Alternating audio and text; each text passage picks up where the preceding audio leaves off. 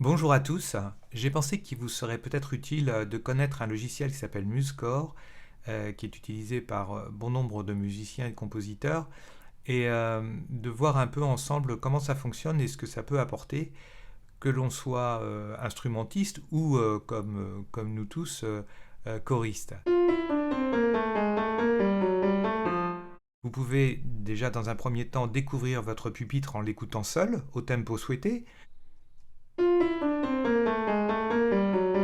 Vous pouvez y rajouter un instrument tel que le piano. Ensuite, réaliser des boucles pour les passages un peu délicats.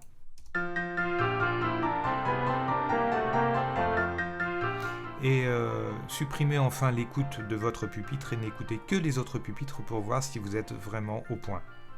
Donc la première chose qu'on va faire, c'est d'installer MuseScore. Donc vous allez vous rendre sur le lien proposé ici.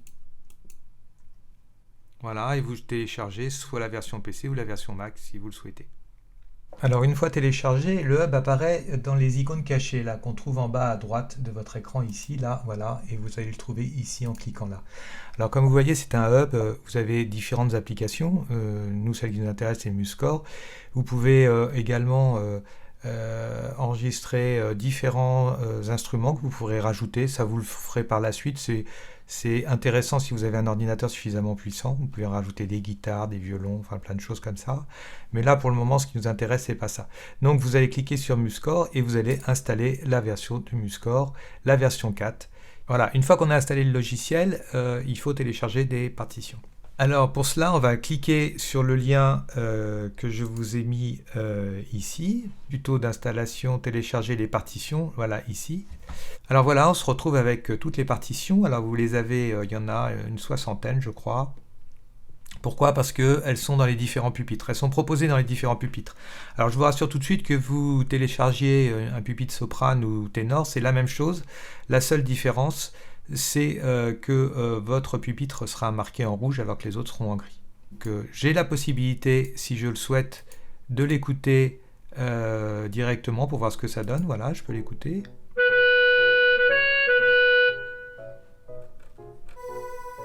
Ça n'a pas grand intérêt parce qu'on ne peut pas modifier grand chose, on est obligé de tout écouter en même temps.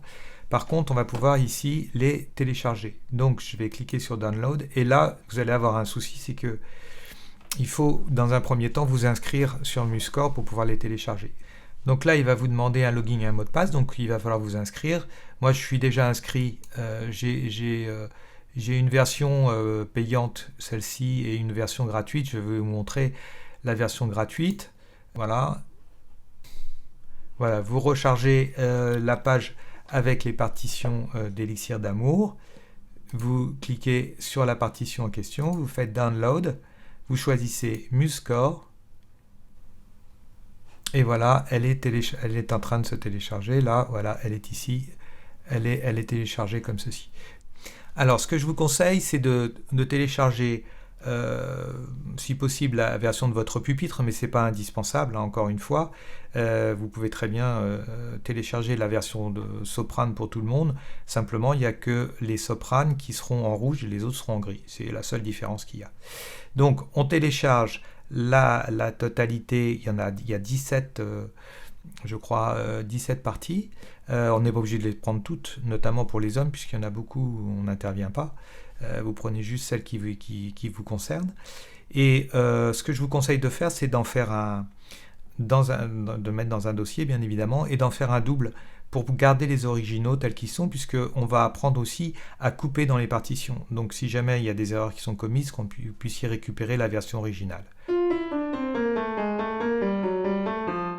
Donc maintenant que nous avons enregistré nos partitions, nous allons les ouvrir dans MuseScore. Donc je vais prendre la scène 2, par exemple. Alors voilà telle que doit apparaître la partition dans MuseScore. Alors comme je vous l'avais précisé, MuseScore c'est avant tout pour écrire de la musique. Nous on veut simplement se contenter de l'écouter. Donc on va supprimer un certain nombre de choses qui nous gênent ici, vous voyez là par exemple de la fabrication des notes qu'on veut rajouter, tout ça, ça nous gêne plutôt. La palette également, les propriétés, enfin toutes ces choses-là. Donc la première chose qu'on fait, on va dans affichage, on supprime palette parce que ça ne nous sert à rien. Propriété, parce qu'on n'en a pas besoin non plus, on le rend invisible, hein, il n'est pas supprimé pour autant.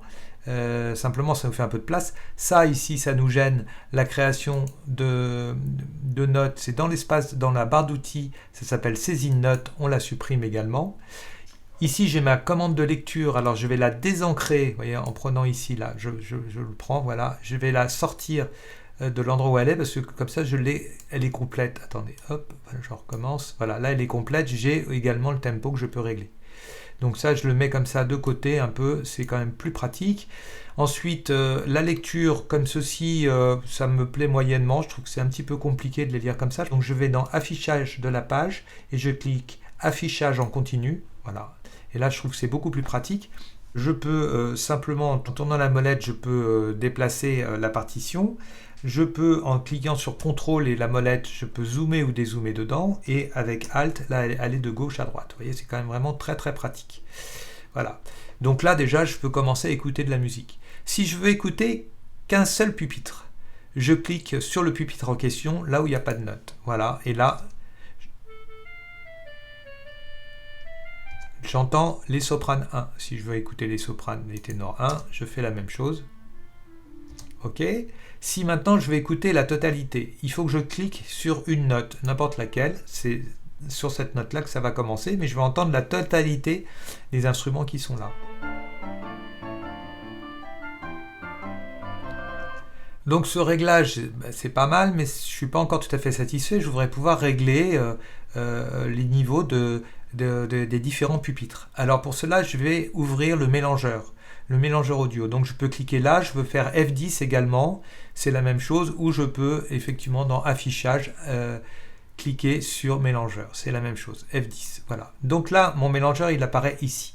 Donc j'ai toutes mes pistes, je peux régler leur niveau, en appuyant sur S solo, je peux entendre que la piste concernée, ici ténor 1 par exemple, si j'écoute la totalité, je vais entendre que le ténor 1, vous voyez, les autres sont éteintes, là j'entends tout, et si je veux tout entendre sauf une piste, par exemple sauf ma piste à moi, imaginons que pour pouvoir chanter dessus, je mute ma piste en appuyant sur M. Voilà, si je veux chanter dessus, c'est très pratique. Donc là, mon réglage, il me plaît assez. Je peux, alors, autre petite facilité aussi vraiment intéressante, là je trouve que j'ai beaucoup de choses. Si je veux masquer Nemorino, Gianetta, par exemple, voilà, je me retrouve juste avec les sopranes, alti, ténor 1, ténor 2, basse et piano. Je peux éventuellement rajouter le métronome aussi, je peux régler le niveau du métronome, donc le métronome, je peux le rajouter là. Alors n'oubliez pas, si je clique ici, je lis la portée concernée. Si je clique sur une note, je lirai l'ensemble. Là, j'entends le métronome, je peux le mettre plus ou moins fort. C'est assez pratique également. Et puis, dernière chose, si j'ai un passage un peu délicat et que je veux travailler en boucle, j'ai deux solutions. La première, c'est d'utiliser ici les drapeaux qui sont là.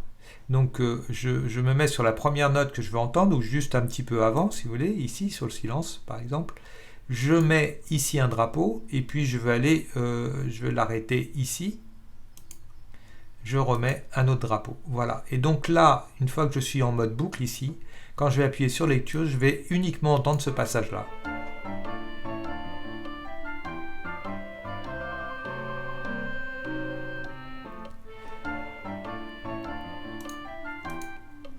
Si je veux entendre que ma voix, je mets en solo.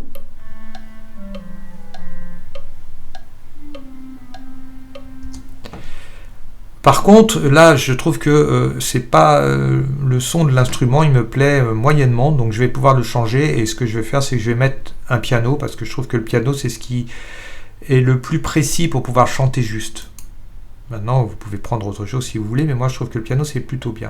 Donc je vais mettre un grand piano, et puis comme j'écoute souvent les ténors, ténor 1, ténor 2, je vais mettre aussi un piano sur ténor 1, mais je vais mettre Dream Piano pour que ça soit un son légèrement différent. Voilà, donc là si je sélectionne en solo le ténor 1, ténor 2 pour entendre que, je suis bien en boucle.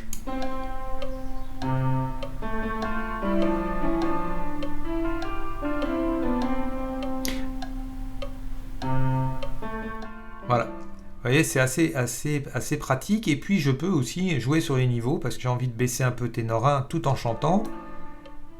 Voilà. Je baisse ténor 1 pour entendre mieux ma voix ou inversement. Vous voyez, c'est vraiment très pratique. Alors, maintenant que je suis satisfait de ce mode d'affichage, je vais l'enregistrer. Alors, pour l'enregistrer, je vais aller ici en bas, là, espace de travail. Et je vais créer un nouvel espace de travail. Voilà, que je vais appeler espace de base. Voilà, j'ai tout sélectionné. Et voilà. Et maintenant, je pourrais rappeler cet espace de travail pour me retrouver dans la même configuration. Alors, n'oubliez pas que vous pouvez très bien, si vous avez deux écrans par exemple, là on n'en voit qu'un, mais là mon mélangeur, si je veux, je peux le mettre sur l'écran de gauche que vous ne voyez pas, mais comme ça me libère de la place à droite. Quand on a deux écrans, c'est très pratique. J'ai envie de sauvegarder cette partition, donc là je vais faire enregistrer sous, d'accord ? Je ne vais pas le mettre dans le cloud, je vais faire enregistrer sur ordinateur, et là je ne vais pas le mettre dans les originaux, mais je vais créer un autre dossier que je vais appeler par exemple partition modifiée, et je vais le sauvegarder ici en lui mettant un nom. Vous voyez là plus précisément, là j'ai mis 1, page 4, scène 1, élixir d'amour, voilà, il est là, il est sauvé ici. Maintenant, je vous propose de voir comment couper dans une partition. Vous allez voir, c'est pas très compliqué, c'est un peu comme sur un logiciel de traitement de texte. Alors là, je suis retourné sur la partition originale de la scène 1, d'accord ? Je sais que je dois couper entre 8 et 9. Alors, la première chose que je vais faire, je vais juste garder un pupitre, le mien, et le piano, ça sera plus simple. Voilà, de toute façon, ça coupera le reste aussi également, mais ce sera beaucoup plus facile à lire. Je vais zoomer un peu dans l'image, voilà, je vais la redescendre. Voilà. Donc, en appuyant sur Alt et sur la souris, je peux me déplacer. Voilà, c'est cette partie-là, entre 8 et 9, qu'il va falloir couper. Donc là, je sais que je vais reprendre ici sur cette note-là. Donc, je vais couper à partir d'ici. Voilà. Je dézoome un peu dans l'image pour aller... Je vais déjà repérer à l'endroit où je veux repartir, c'est cette note-là, là, ici. Donc, je vais sélectionner en appuyant sur Shift, je vais prendre ici en bas la dernière mesure que je veux supprimer. Voilà, vous voyez, j'ai toute cette partie-là que je vais vouloir supprimer. Et là, je vais cliquer droit dessus et je vais aller sur Supprimer les mesures. Là, je fais ça, voilà. Et donc là, je vais passer directement, si on écoute, vous allez voir, ça marche très bien.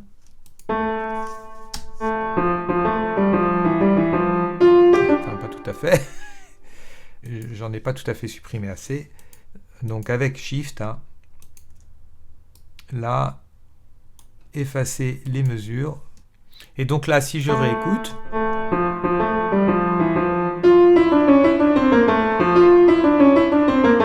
voilà, j'ai supprimé ce que je voulais supprimer sans difficulté. Voilà, pour terminer, je voudrais vous montrer une dernière petite chose qui est vraiment pour moi très utile, et je pense qu'elle le sera aussi pour vous, c'est la possibilité d'utiliser les raccourcis. En tout cas, je les utilise pour deux choses essentielles, c'est pour mettre des points d'entrée, des points de sortie quand j'ai envie de lire en boucle. Alors, donc je note comment ça s'appelle définir le marqueur de la boucle de gauche, ce qui ne veut pas dire grand-chose, mais enfin bon, voilà. Je vais aller dans Édition, dans Préférences, et dans raccourci, et je vais aller à D comme définir. Alors je peux y descendre comme ça, ou je peux aussi écrire ici définir. Voilà, définir le marqueur de la boucle de droite et de gauche. De droite, c'est celle qui termine, et de gauche, c'est celle qui commence. Donc là, je vais prendre celle de gauche, c'est celle qui commence, et là, je vais y mettre la lettre que je souhaite mettre, que je vais garder en mémoire pour pouvoir systématiquement, quand je vais cliquer dessus, hop, ça va me permettre de mettre un point d'entrée. Alors moi, je choisis la touche Alt-E comme entrée. Alors je clique deux fois sur marqueur de boucle gauche. Là, ici, je fais Alt-E, voilà, Alt-E, et je fais enregistrer. Ici, je vais faire à côté, c'est Alt-R. Voilà, mais vous pouvez tout à fait choisir autre chose, hein. Moi, c'est parce que ça correspond aux touches du clavier de montage vidéo. Voilà, je fais OK. Par contre, ce qu'il faut, c'est ne pas oublier d'enregistrer les modifications qu'on a faites sur les raccourcis, parce que sinon vous risquez de les perdre. Donc, même principe, vous allez dans Préférences, Raccourcis, et vous faites Exporter. Et là, vous choisissez l'endroit où vous voulez les mettre. Voilà, une toute dernière chose, vous avez vu qu'on peut très facilement modifier le positionnement, la hauteur des notes, on peut couper dans la partition et on peut le faire accidentellement.